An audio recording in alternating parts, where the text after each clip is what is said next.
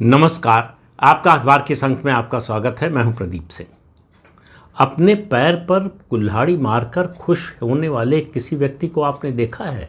यहाँ व्यक्ति नहीं, पूरे के पूरे कई संगठन, राजनीतिक दल, वो अपने पैर पर कुल्हाड़ी मारकर, और पैर पर कुल्हाड़ी मारना जब राजनीतिक दलों के संदर्भ में कहता हूँ तो मतलब वोट की दृष्टि से नुकसान, सीटों की दृष्टि से नुकसान, नैरेटिव की दृष्टि से नुकसान, ये तीन बड़े नुकसान करने के बाद कांग्रेस पार्टी और उसके साथी दल खुशी मना रहे हैं। उस जीत की खुशी मना रहे हैं जो दरअसल उनकी हार है, बहुत बड़ी हार है। उनको समझ में ही नहीं आया कि जिस बाजी को वो समझ रहे हैं जीत गए हैं, उसमें उनकी कितनी बड़ी हार छिपी है। उन्होंने क्या किया, ये संविधान संशोधन विधेयक 131वां था, उसको गिरा दिया। उसमें एक संशोधन करने की बात थी जो 2023 में संविधान संशोधन विधेयक आया था 106वां, जिसने महिला आरक्षण का प्रावधान किया था। उसमें कहा गया था कि महिला आरक्षण लागू होगा, जो भी अगली जनगणना होगी उसके बाद जो परिसीमन होगा, इस विधेयक के पास होने यानी 2023 के बाद जो पहली जनगणना होगी उसके आधार पर परिसीमन होगा, उसी के आधार पर जो है महिला आरक्षण लागू होगा। सरकार इसमें संशोधन ये कर रही थी, ये जो पहली जनगणना की बात थी उसको हटा दिया जाए, कि सरकार जो है किसी भी जनगणना को, और जाहिर है कि उसका मकसद था 2011 की जनगणना, क्योंकि आपको मालूम है कि 2026 में शुरू हो चुकी है जनगणना, उसके नतीजे 2027 तक आएंगे। 2027 में जनगणना के नतीजे आने के बाद फिर परिसीमन आयोग का गठन होगा, और परिसीमन आयोग अपना काम शुरू करेगा। उसमें कम से कम 3 साल लगेंगे, कभी कभी 4 साल भी लग जाते हैं। तो इसका मतलब ये होता कि 2029 के लोकसभा चुनाव में और उसके साथ और उसके बाद होने वाले विधानसभा चुनाव में महिला आरक्षण लागू नहीं हो पाता। 2029 से ही महिला आरक्षण लागू हो जाए, इसके लिए सरकार ये संविधान संशोधन विधेयक लाई थी। इसके साथ 2 और विधेयक आए थे, जिसमें से एक का जिक्र करना ज़रूरी है, और वो है सीटों की संख्या को निर्धारित करने का, उसके अनुपात को निर्धारित करने का।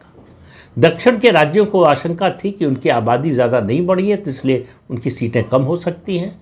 सरकार ने आश्वासन दिया कि across the board her state की और यूनियन टेरिटरी की सीटों की संख्या में 50% की वृद्धि होगी, किसी को नुकसान नहीं होगा। आंकड़े देकर बताए कि अभी 543 की लोकसभा में आपके राज्य की जो से है, आपके राज्य का जो प्रभाव है, इतने प्रतिशत है, और 850 की लोकसभा में भी उतना ही रहेगा या कुछ बढ़ जाएगा। तो किसी राज्य का कोई नुकसान नहीं हो रहा था। उस विधेयक को, वो परिसीमन विधेयक जो है, उसको भी मतलब वो अपने आप खत्म हो गया। जब उसी से जुड़ा हुआ संविधान संशोधन विधेयक गिर गया, पास नहीं हुआ, तो वो विधेयक भी गिर गया। उसके अलावा यूनियन टेरिटरीज़ को लेकर था, राज्यों की बात थी तो यूनियन टेरिटरीज की भी बात थी, वो विधेयक भी फिर पेश नहीं हुआ, उसको सरकार ने आगे परस्यू नहीं किया। तो इसका मतलब क्या हुआ, आप इस बात को समझने की कोशिश कीजिए। विपक्ष क्या कह रहा है कि हम महिला आरक्षण के खिलाफ नहीं है, ये बात वो 30 साल से कह रहा है, लेकिन महिला आरक्षण का समर्थन करने का जब भी वक्त आता है वो खिलाफ हो जाता है, लेकिन कहता है कि हम खिलाफ नहीं हैं। दूसरी बात यह है कि महिला आरक्षण को लागू कराने की मंशा, नियत ही नहीं है विपक्ष की। वो अब क्या कह रहे हैं कि जो 543 की लोकसभा है इस समय, इसी 543 की लोकसभा में आप महिला आरक्षण को लागू कर दीजिए। और सरकार पर आरोप लगा रहे थे कि आपकी मंशा ठीक नहीं है, नियत ठीक नहीं है, आप 2026 की बजाय 2011 की जनगणना के आंकड़ों के आधार पर परिसीमन करना चाहते हैं और महिला आरक्षण लागू करना चाहते हैं। तो 2011 की जनगणना हुए 15 साल हो रहे हैं, तो 15 साल पुराने आंकड़े के आधार पर आप महिला आरक्षण लागू करना चाहते हैं, ये हमें मंजूर नहीं है। सुनने में बात बड़ी तार्किक और बहुत सही लगती है, लेकिन विपक्ष क्या कह रहा है? जब वो कह रहा है कि इसी 543 की लोकसभा में आप महिला आरक्षण लागू कीजिए, तो वो कह रहा है कि 1971 का जो सेंसस है उसके जो आंकड़े हैं उसके आधार पर आरक्षण लागू कीजिए। आपको याद है 1971 के सेंसस के बाद सीटों की संख्या पर फ्रीज लग गया था, कि आबादी के अनुपात में सीटों की संख्या नहीं बढ़ाई जाएगी। परिसीमन तो होगा, तो उस परिसीमन में केवल जो है जो चुनाव क्षेत्र हैं उनकी भौगोलिक सीमा में परिवर्तन होगा, सीटों की संख्या में परिवर्तन नहीं होगा। 2001 में फिर वो मौका आया कि फ्रीज खत्म हो रहा था, अटल बिहारी वाजपेयी की सरकार थी और उस समय जो है गठबंधन की सरकार थी, बहुत सारी पार्टियां उसमें शामिल थी, सबको मनाना इसके लिए कठिन था। और उसके अलावा 98 में जो परमाणु परीक्षण किया था भारत ने पोखरण में, उसके कारण सैंक्शंस लगे हुए थे। इन सब को देखते हुए अटल बिहारी वाजपेयी की सरकार को लगा कि इस समय ये विवाद में पड़ना ठीक नहीं है, ये नुकसान होगा। उन्होंने 25 साल के लिए फिर टाल दिया कि ये फ्रीज जारी रहेगा, 2026 में जो जनगणना होगी वहाँ से ये फ्रीज हटेगा। अब आप देखिए कि जो किया है विपक्ष ने उसका नतीजा आप समझिए। पहली बात तो नैरेटिव की, जो पहले 3 बातें कही थी तो तीसरी बात कही थी नैरेटिव की, ये पहले नंबर पे ला रहा हूँ। नैरेटिव की कि महिला आरक्षण का कानून पास नहीं होने दिया विपक्षी दलों ने, उसका नेतृत्व किया कांग्रेस पार्टी ने। और कांग्रेस पार्टी ये काम पहले भी कर चुकी है और लगातार करती रही है। कांग्रेस पार्टी ने महिला आरक्षण को लागू नहीं होने दिया। क्यों नहीं लागू होने दिया? उनको डर है और उनके साथियों को भी डर है कि इससे भारतीय जनता पार्टी और प्रधानमंत्री नरेंद्र मोदी को राजनीतिक लाभ मिल जाएगा, चुनावी लाभ मिल जाएगा। महिलाएं पहले की तुलना में ज़्यादा संख्या में निकलकर वोट देने लगी हैं और महिला मतदाताओं की ज़्यादातर संख्या जो है उनका बहुमत कह सकते हैं, वो भारतीय जनता पार्टी और प्रधानमंत्री नरेंद्र मोदी के नाम पर वोट देता है। कुछ राज्यों को छोड़ दें, जैसे पश्चिम बंगाल में ममता बनर्जी के नाम पर ज़्यादा महिला वोट मिलते हैं, बिहार में नीतीश कुमार के नाम पर ज़्यादा महिला वोट मिलते हैं। तो ऐसे 1-2 राज्यों को छोड़ दें तो बाकी सब जगह महिलाओं का वोट जो है भाजपा को प्रधानमंत्री नरेंद्र मोदी की नीतियों के कारण मिलता है। तो इसलिए विपक्ष को और ख़ास तौर से कांग्रेस को डर था कि हमारी हार और पक्की हो जाएगी, तो इसलिए इसको पास नहीं होने देना। लेकिन जब पास नहीं होने दिया, आपने ये कर तो लिया क्योंकि भारतीय जनता पार्टी के पास और एनडीए के पास जो है 2/3 बहुमत नहीं था लोकसभा में, तो ये पास नहीं करा पाए। अब उसका नतीजा क्या होगा आप सोचिए। अब उसका नतीजा ये होगा कि जिन दक्षिणी राज्यों को अमित शाह लोकसभा में खड़े होकर लिखित गारंटी देने को तैयार थे कि आपकी सीटों का अनुपात वही बना रहेगा, यानी 50% सीटें बढ़ेंगी आपकी, वो सारा आश्वासन, वो सारी जो व्यवस्था वो खत्म हो गई। अब क्या होगा? 2026 की जनगणना के आंकड़े आते ही, और वो 2027 में पब्लिश होंगे, उसके आते ही जो फ्रीज लगी थी आबादी के अनुपात में सीटों की संख्या तय करने की, वो खत्म हो जाएगी। अब सीटों की संख्या तय होगी आबादी के अनुपात के अनुसार। सबको मालूम है कि दक्षिण के राज्यों की आबादी उतनी नहीं बढ़ी है, तो इसलिए सबसे ज़्यादा नुकसान उनको होने वाला है। एक सज्जन है जयप्रकाश नारायण, उन्होंने एक पार्टी भी बनाई थी, हालांकि वो चली नहीं, लेकिन इस तरह के सामाजिक मुद्दे वो उठाते रहते हैं। तो उन्होंने एक कैलकुलेशन किया है कि इस बिल के गिरने के बाद किसका क्या नुकसान होगा।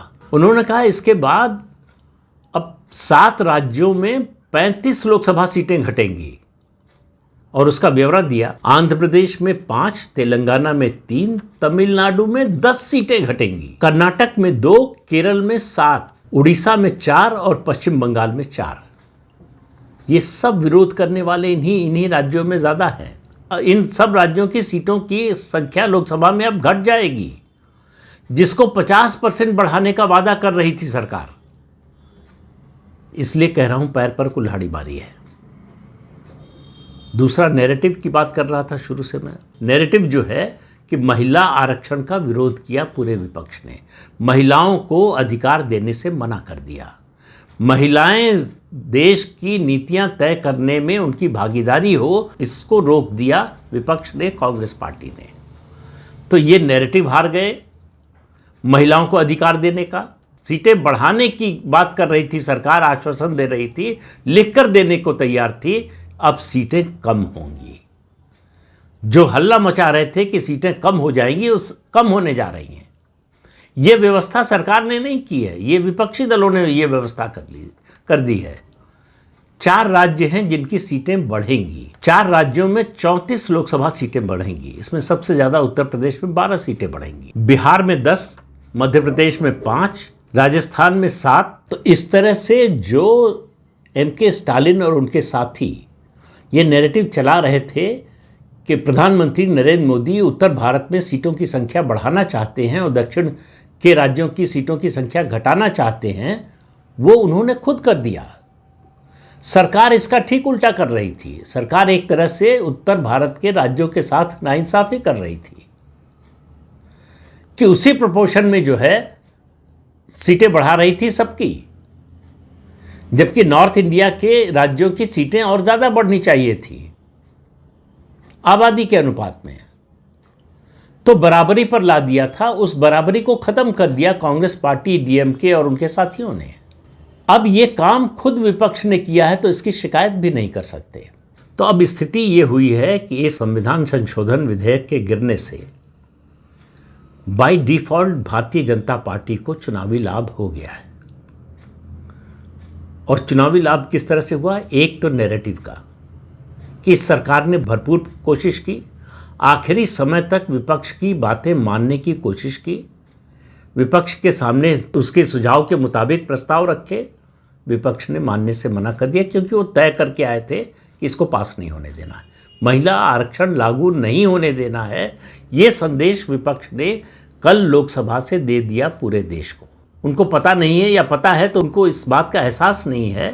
संवाद की जो शैली है, संवाद की जो क्षमता प्रधानमंत्री नरेंद्र मोदी की है, वो विपक्ष के किसी नेता में नहीं है। तो इस बात को अब प्रधानमंत्री नरेंद्र मोदी जनता के बीच में ले जाएंगे, भारतीय जनता पार्टी जनता के बीच में ले जाएगी कि देखिए हमने महिलाओं को उनका अधिकार दिलाने की कोशिश की। जो प्रधानमंत्री ने बात कही थी, ये उनका अधिकार है, हम कोई एहसान नहीं कर रहे हैं, हम उनको कुछ दे रहे हैं, इस गलतफहमी में मत रहिए। ये उनका अधिकार है जो उनको मिलना चाहिए था, देर से मिल रहा है। तो अब उस अधिकार को कांग्रेस पार्टी के नेतृत्व में विपक्षी दलों ने छीन लिया है। मतलब कांग्रेस के नेतृत्व में विपक्षी दलों ने तय किया है कि वो कांग्रेस के साथ सती होना चाहते हैं राजनीतिक रूप से। तो इसका कितना असर पड़ेगा, नुकसान होगा, ये तो बाद की बात है, लेकिन इसका कोई फायदा विपक्ष को नहीं होने वाला, ये तय बात है। और भारतीय जनता पार्टी इसका कितना फायदा राजनीतिक रूप से उठा पाती है, ये इस पर निर्भर करेगा कि वो अपनी बात लोगों तक कैसे पहुंचा पाती है। कांग्रेस के पास और विपक्षी दलों के पास इस मामले में न तो तर्क है न तो तथ्य है। राहुल गांधी के पीछे चलकर दक्षिण के राज्यों ने, खासतौर से स्टालिन ने, एम.के. स्टालिन जो तमिलनाडु के मुख्यमंत्री हैं, उन्होंने तमिलनाडु का सबसे ज़्यादा नुकसान किया है। तमिलनाडु की सीटें सबसे ज़्यादा कम होने जा रही हैं क्योंकि 2026 की जनगणना का नतीजा सामने आते ही 27 में फ्रीज जो लगी हुई है सीटों की संख्या पर कि आबादी के अनुपात में सीटों की संख्या में एडजस्टमेंट नहीं होगा, वो फ्रीज खत्म हो जाएगा और आबादी के अनुपात में सीटों की संख्या तय होगी तो उत्तर भारत को फायदा होगा, दक्षिण भारत को नुकसान होगा। अब ये तर्क देते हैं कि भाई दक्षिण भारत की सीटें भाजपा नहीं बढ़ाना चाहती, जो कि भाजपा ने और सरकार ने साबित कर दिया कि बिल्कुल झूठ है। फिर भी एक बार को मान लें कि उनका तर्क सही है कि इसके जरिए वो उत्तर भारत में सीटें बढ़ाकर जो है अपने राज्य को, अपनी सरकार को सुरक्षित करना चाहते हैं और स्थायी बनाना चाहते हैं। केंद्र में सरकार बनी है भाजपा की और वो सिर्फ और सिर्फ नॉर्थ ईस्ट के दम पर बनी है, दक्षिण का कोई योगदान नहीं। दक्षिण की 130-31 सीटों में से 30-31 सीटें भी बीजेपी के पास नहीं है। केरल से 1 सीट है, तमिलनाडु से 1 भी नहीं है, तेलंगाना से 8 सीटें हैं और कर्नाटक से मुझे अगर ठीक याद है तो 12 सीटें हैं। कुल इतना है दक्षिण से बीजेपी के पास। तो दक्षिण के राज्यों में समर्थन नहीं होने के बावजूद बीजेपी लगातार 3 बार सत्ता में है और इस कदम से अगर बीजेपी सीटों की संख्या बढ़ाती तो जाहिर है कि उसको भी फायदा होता, दूसरे दलों को तो होता ही। तो बीजेपी का नुकसान करने के लिए, मतलब बीजेपी की एक आंख फोड़ने की कोशिश में दक्षिण के राज्यों ने और कांग्रेस पार्टी ने अपनी दोनों आंखें फोड़ ली हैं। इस बिल को, इस संविधान संशोधन विधेयक को गिराकर विपक्ष ने अपने राजनीतिक जीवन का सबसे बड़ा नुकसान किया है। और ये नुकसान, इसका असर जो है वो कोई 2-4 दिन तक नहीं सिर्फ रहने वाला है, इसका लंबा असर होगा, लंबे समय तक। अब स्थिति यह है कि जो 2023 में कानून पास हुआ था महिला आरक्षण का, वो कानून फिर से जीवित हो गया है। तो वो कानून जीवित है, इसका मतलब है कि 2029 से तो महिला आरक्षण लागू नहीं हो पाएगा, लेकिन 2034 या उसके बाद कभी भी लागू हो सकता है। तो विपक्ष अपनी तमाम कोशिशों के बावजूद महिला आरक्षण को हमेशा के लिए नहीं रोक पाया। सिर्फ उसने इतना हासिल किया है कि 2029 में इस आरक्षण विधेयक, इस आरक्षण की व्यवस्था को लागू ना होने दें। इसके अलावा उसकी और कोई उपलब्धि नहीं है, और ये उपलब्धि उसके लिए ज़्यादा घातक साबित होने वाली है। दूसरा, इस कोशिश में उसने दक्षिण के राज्यों का बड़ा नुकसान किया है। ये बात एम.के. स्टालिन और उनके साथियों को अभी थोड़े ही दिन में समझ में आने वाली है, जब परिसीमन शुरू होगा। नई जनगणना के मुताबिक जब परिसीमन होगा, तो इससे समझिए कि बिना समझे मुद्दे को, केवल दूसरे को, अपने विरोधी को नुकसान पहुंचाने की नीयत से अगर आप ऐसे फैसले लेते हैं तो आपके लिए ही आत्मघाती साबित होते हैं, जो कि विपक्ष के लिए होने जा रहा है। तो इस अंक में इतना ही। अगले अंक में फिर मिलेंगे किसी नए मुद्दे के साथ। तब तक के लिए अनुमति दीजिए। आपसे अनुरोध है कि चैनल देखें, शेयर कीजिए, लाइक कीजिए और सब्सक्राइब जरूर कीजिए। नमस्कार।